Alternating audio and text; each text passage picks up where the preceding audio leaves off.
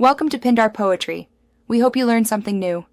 You begin by verifying Virtualbox version and extension pack parity so the restored VM behaves the same. Mismatches cause device errors. Next, find the VM folder and key files. The VBox definition any.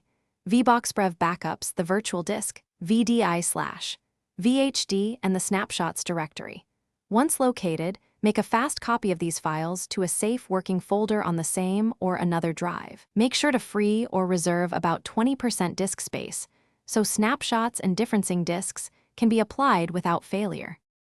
You now recreate the VM skeleton. Make a new virtual machine using the exact OS type, chipset, PX3/IC9, CPU count, and memory to match the original. This avoids boot time driver mismatches.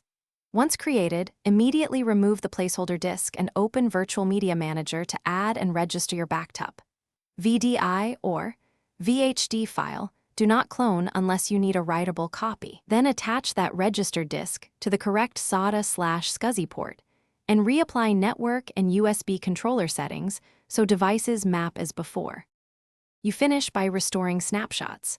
Copy the snapshots folder back into the VM directory and ensure the VBox XML references match those file names and UUIDs. Edit carefully if needed. Once set, boot the VM. If it fails, start from a live ISO or safe mode to inspect drivers and fstab-like configs.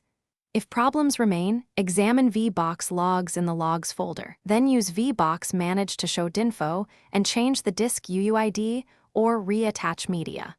Remember, UUID mismatches and missing snapshot entries are the common culprits. Thanks for watching. Consider subscribing if we helped you.